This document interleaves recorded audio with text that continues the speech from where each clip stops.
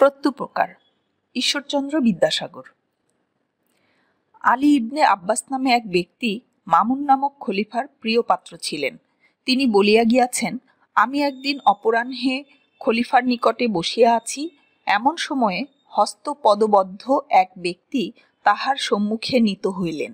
খলিফা আমার প্রতি এই আজ্ঞা করিলেন, তুমি এ ব্যক্তিকে আপন আলয়ে লইয়া গিয়া রুদ্ধ করিয়া রাখিবে এবং কল্য আমার নিকট উপস্থিত করিবে। তদীয় ভাব দর্শনে স্পষ্ট প্রতীত হইল তিনি ওই ব্যক্তির উপর অত্যন্ত ক্রুদ্ধ হইয়াছেন।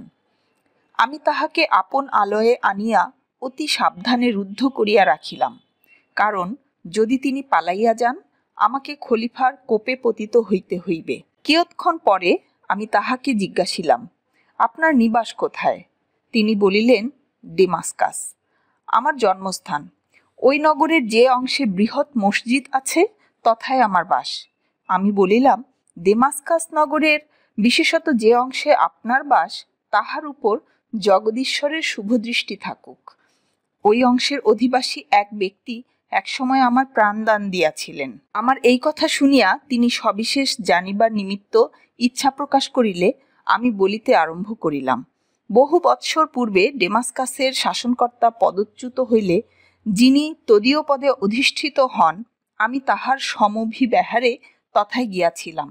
পদচ্যুত শাসনকর্তা বহু সংখ্যক সৈন্য লইয়া আমাদিগকে আক্রমণ করিলেন। আমি প্রাণ ভয়ে পালাইয়া এক সম্ভ্রান্ত লোকের বাড়িতে প্রবিষ্ট হইলাম এবং গৃহস্বামীর নিকট গিয়া অতি কাতর বচনে প্রার্থনা করিলাম, আপনি কৃপা করিয়া আমার প্রাণ রক্ষা করুন। আমার প্রার্থনা বাক্য শুনিয়া গৃহস্বামী আমায় অভয় প্রদান করিলেন। আমি তদীয় আবাসে 1 মাস কাল নির্ভয়ে ও নিরাপদে অবস্থিতি করিলাম। একদিন আশ্রয়দাতা আমায় বলিলেন, এ সময়ে অনেক লোক বাগদাদ যাইতেছেন। স্বদেশে প্রতিগমনের পক্ষে আপনি ইহা অপেক্ষা অধিক সুবিধার সময় পাইবেন না। আমি সম্মত হইলাম। আমার সঙ্গে কিছুমাত্র অর্থ ছিল না। লজ্জাবশত আমি তাহার নিকট সে কথা ব্যক্ত করিতে পারিলাম না। তিনি আমার আকার প্রকার দর্শনে তাহা বুঝিতে পারিলেন, কিন্তু তৎকালে কিছু না বলিয়া মৌন অবলম্বন করিয়া রহিলেন। তিনি আমার জন্য যে সমস্ত উদ্যোগ করিয়া রাখিয়াছিলেন, প্রস্থান দিবসে তাহা দেখিয়া আমি বিস্ময়াপন্ন হইলাম। একটি উৎকৃষ্ট অশ্ব সুসজ্জিত হইয়া আছে, আরেকটি অশ্বের পৃষ্ঠে খাদ্য সামগ্রী স্থাপিত হইয়াছে, আর পথে আমার পরিচর্যা করিবার নিমিত্ত একটি ভৃত্য প্রস্থানার্থে প্রস্তুত হইয়া রহিয়াছে। প্রস্থান সময় উপস্থিত হইলে সেই দয়াময় সদাশয় আশ্রয়দাতা আমার হস্তে একটি স্বর্ণমুদ্রার থলি দিলেন এবং আমাকে যাত্রীদের নিকটে লইয়া গেলেন। তন্মধ্যে যাহাদের সহিত তাহার আত্মীয়তা ছিল তাহাদের সঙ্গে আলাপ করাইয়া দিলেন।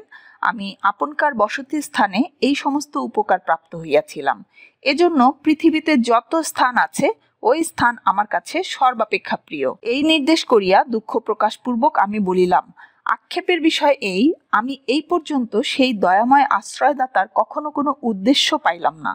যদি তাহার নিকট কোনো অংশে কৃতজ্ঞতা প্রদর্শনের অবসর পাই, তাহা হইলে মৃত্যুকালে আমার কোনো ক্ষোভ থাকে না। এই কথা শুনিবা মাত্র তিনি অতিশয় আহ্লাদিত হইয়া বলিলেন, আপনার মনস্কাম পূর্ণ হইয়াছে। আপনি যে ব্যক্তির উল্লেখ করিলেন সে এই হতভাগ্যই আপনাকে 1 মাস কাল আপন আলয়ে রাখিয়াছিল। তাহার কথা শুনিয়া আমি চমকিয়া উঠিলাম। সবিশেষ অভিনিবেশ সহকারে কিয়ৎক্ষণ নিরীক্ষণ করিয়া তাহাকে চিনিতে পারিলাম। আহ্লাদে পুলকিত হইয়া অশ্রুপূর্ণ নয়নে আলিঙ্গন করিলাম। তাহার হস্ত ও পদ হইতে লৌহ শৃঙ্খল খুলিয়া দিলাম এবং কি দুর্ঘটনাক্রমে তিনি খলিফার কোপে পতিত হইয়াছেন তাহা জানিবার নিমিত্তে নিতান্ত ব্যগ্র হইলাম। তখন তিনি বলিলেন, কতিপয় নীচ প্রকৃতির লোক ঈর্ষাবশত শত্রুতা করিয়া খলিফার নিকট আমার উপর উৎকট দোষারোপ করিয়াছে। তজ্জন্য তদীয় আদেশক্রমে হঠাৎ অবরুদ্ধ ও এখানে আনিত হইয়াছি। আসিবার সময় স্ত্রী পুত্র কন্যাদিগের সহিত দেখা করিতে দেয় নাই। বোধ করি আমার প্রাণদণ্ড হইবে। অতএব আপনার নিকট বিনীত বাক্যে প্রার্থনা এই, অনুগ্রহ করিয়া আমার পরিবারবর্গের নিকট এই সংবাদ পাঠাইয়া দিবেন। তাহা হইলে আমি যথেষ্ট উপকৃত হইব। তাহার এই প্রার্থনা শুনিয়া আমি বলিলাম, না না, আপনি এক মুহূর্তের জন্য প্রাণনাশের আশঙ্কা করিবেন না। আপনি এই মুহূর্ত হইতে স্বাধীন। এই বলিয়া পাথেয় স্বরূপ সহস্র স্বর্ণমুদ্রার একটি থলি তাহার হস্তে দিয়া বলিলাম, আপনি অবিলম্বে প্রস্থান করুন এবং স্নেহাস্পদ পরিবারবর্গের সহিত মিলিত হইয়া সংসার যাত্রা সম্পন্ন করুন। আপনাকে ছাড়িয়া দিলাম।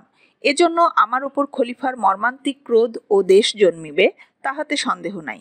কিন্তু যদি আপনার প্রাণ রক্ষা করিতে পারি, তাহা হইলে সেজন্য আমি অনুমাত্র দুঃখিত হইব না। আমার প্রস্তাব শুনিয়া তিনি বলিলেন, আপনি যাহা বলিতেছেন আমি কখনোই তাহাতে সম্মত হইতে পারিব না। আমি এত নিচাশয় ও স্বার্থপর নহি যে কিছুকাল পূর্বে যে প্রাণের রক্ষা করিয়াছি, আপন প্রাণ রক্ষার্থে এক্ষুনি সেই প্রাণের বিনাশের কারণ হইব, তাহা কখনো হইবে না। তাহার যথোপযুক্ত চেষ্টা দেখুন, যাহাতে খলিফা আমার উপর অক্রোধ হন। আপনি দয়া করিয়া তাহার যথোপযুক্ত চেষ্টা করিয়া দেখুন, তাহা হইলে আপনার প্রকৃত কৃতজ্ঞতা প্রদর্শন করা হইবে। যদি আপনার চেষ্টা সফল না হয়, তাহা হইলেও আমার কোনো ক্ষোভ থাকিবে না। পরদিন প্রাতঃকালে আমি খলিফার নিকট উপস্থিত হইলাম। তিনি জিজ্ঞাসা করিলেন, সে লোকটি কোথায়? তাহাকে আনিয়াছ? এই বলিয়া তিনি ঘাতককে ডাকাইয়া প্রস্তুত হইতে আদেশ দিলেন। তখন আমি তাহার চরণে পতিত হইয়া বিনীত ও কাতর বচনে বলিলাম, ধর্মাবতার, ওই ব্যক্তির বিষয়ে আমার কিছু বক্তব্য আছে। অনুমতি হইলে সবিশেষ সমস্ত আপনকার গোচর করি। এই কথা শুনিবা মাত্র তাহার কোপানল প্রজ্বলিত হইয়া উঠিল। তিনি রোষরক্ত নয়নে বলিলেন, আমি শপথ করিয়া বলিতেছি, যদি তুমি তাহাকে ছাড়িয়া দিয়া থাকো, এই দণ্ডে তোমার প্রাণদণ্ড হইবে। তখন আমি বলিলাম, আপনি ইচ্ছা করিলে এই মুহূর্তে আমার ও তাহার প্রাণদণ্ড করিতে পারেন, তাহার সন্দেহ কি? কিন্তু আমি যে নিবেদন করিতে ইচ্ছা করিতেছি, কৃপা করিয়া তাহা শুনিলে আমি চরিতার্থ হই। এই কথা শুনিয়া খলিফা উদ্ধত বচনে বলিলেন, কি বলিতে চাও বলো। তখন সে ব্যক্তি ডেমাস্কাস নগরে কি রূপে আশ্রয়দান ও প্রাণ রক্ষা করিয়াছিলেন এবং এক্ষুনি তাহাকে ছাড়িয়া দিতে চাহিলে আমি অবধারিত বিপদে পড়িব, এজন্য তাহাতে কোনো মতে সম্মত হইলেন না, এই দুই বিষয়ে সবিশেষ নির্দেশ করিয়া বলিলাম, ধর্মাবতার, যে ব্যক্তির এরূপ প্রকৃতি ও এরূপ মতি, অর্থাৎ যে ব্যক্তি এমন দয়াশীল, পরোপকারী, ন্যায়পরায়ণ ও সদ্বিবেচক, তিনি কখনোই দুরাচার নহেন। নিজ প্রকৃতি পরহিংসুক দুরাত্মা ঈর্ষাবশত অমূলক দোষারোপ করিয়া তাহার সর্বনাশ করিতে উদ্যত হইয়াছে। নতুবা যাহাতে প্রাণদণ্ড হইতে পারে, তিনি এরূপ কোনো দোষে দূষিত হইতে পারেন। আমার এরূপ বোধ ও বিশ্বাস হয় না। ওই ক্ষেত্রে আপনার যেরূপ অভিরুচি হয় করুন। খলিফা মহামতি ও অতি উন্নত চিত্ত পুরুষ ছিলেন। তিনি এই সকল কথা কর্ণগোচর করিয়া কিয়ৎক্ষণ মৌন অবলম্বন করিয়া রহিলেন। অনন্তর প্রসন্ন বদনে বলিলেন, সে ব্যক্তি যে এরূপ দয়াশীল ও ন্যায়পরায়ণ, ইহা অবগত হইয়া আমি অতিশয় আহ্লাদিত হইলাম। তিনি প্রাণদণ্ড হইতে অব্যাহতি পাইলেন। বলিতে গেলে তোমা হইতেই তাহার প্রাণ রক্ষা হইল। এক্ষণে তাহাকে অবিলম্বে এই সংবাদ দাও ও আমার নিকটে লইয়া আইসো। এই কথা শুনিয়া আহ্লাদের সাগরে মগ্ন হইয়া আমি সত্বর গৃহে প্রত্যাগমন পূর্বক তাহাকে খলিফার সম্মুখে উপস্থিত করিলাম। খলিফা অবলোকন মাত্র প্রীতি প্রফুল্ল লোচনে সাদর বচনে সম্ভাষণ করিয়া বলিলেন, তুমি যে এরূপ প্রকৃতির লোক, তাহা আমি পূর্বে অবগত ছিলাম না। দুষ্টুমতি দুরাচারীদিগের বাক্য বিশ্বাস করিয়া অকারণে তোমার প্রাণদণ্ড করিতে উদ্যত হইয়াছিলাম। এক্ষুনি ইহার নিকটে তোমার প্রকৃত পরিচয় পাইয়া সাতিশয় প্রীতিপ্রাপ্ত হইয়াছি। আমি অনুমতি দিতেছি, তুমি আপনালয়ে প্রস্থান করো। এই বলিয়া খলিফা তাহাকে মহামূল্য পরিচ্ছদ, সুসজ্জিত 10 অশ্ব, 10 খচ্চর, 10 উষ্ট্র উপহার দিলেন এবং ডেমাস্কাসের রাজপ্রতিনিধির নামে এক অনুরোধপত্র ও পাথেয় স্বরূপ বহু সংখ্যক অর্থ দিয়া তাহাকে বিদায় করিলেন। পাঠ পরিচিতি। প্রত্যুপকার রচনাটি আখ্যান মঞ্জুরির দ্বিতীয় ভাগ থেকে সংকলন করা হয়েছে। ঈশ্বরচন্দ্র বিদ্যাসাগরের আখ্যান মঞ্জুরি রচিত হয় 1868 খ্রিস্টাব্দে। বিশ্বের নানা দেশের ইতিহাস, প্রসিদ্ধ ব্যক্তিগণের জীবনের গৌরবদীপ্ত ঘটনাই এ গ্রন্থের বিভিন্ন রচনার উপজীব্য। প্রত্যুপকার আলী আব্বাস নামক এক ব্যক্তির প্রতি উপকারের কাহিনী। খলিফা মামুনের সময়ে দামেস্কের জনৈক শাসনকর্তা পদচ্যুত হন। নতুন শাসনকর্তা মামুনের একজন প্রিয় পাত্র ছিলেন আলী ইবনে আব্বাস। তিনি স্থানীয় একজন সম্ভ্রান্ত ব্যক্তির কাছে আশ্রয় লাভ করে জীবন রক্ষা করেন। পরবর্তীকালে আলী ইবনে আব্বাসের আশ্রয়দাতা ওই সম্ভ্রান্ত ব্যক্তিটি খলিফা মামুনের সৈন্যদল কর্তৃক বন্দী হন এবং খলিফার নির্দেশে আলী ইবনে আব্বাসের গৃহে তাকে অন্তরীণ করে রাখার ব্যবস্থা করা হয়। আলী ইবনে আব্বাস বন্দী ব্যক্তির সঠিক পরিচয় জানতে পেরে উপকারের জন্য নিজের জীবনের ঝুঁকি গ্রহণ করেন এবং খলিফার কাছে তার মুক্তির জন্য সুপারিশ করেন। বস্তুত এ রচনায় দুজন মহৎ ব্যক্তির কাহিনী বর্ণিত হয়েছে।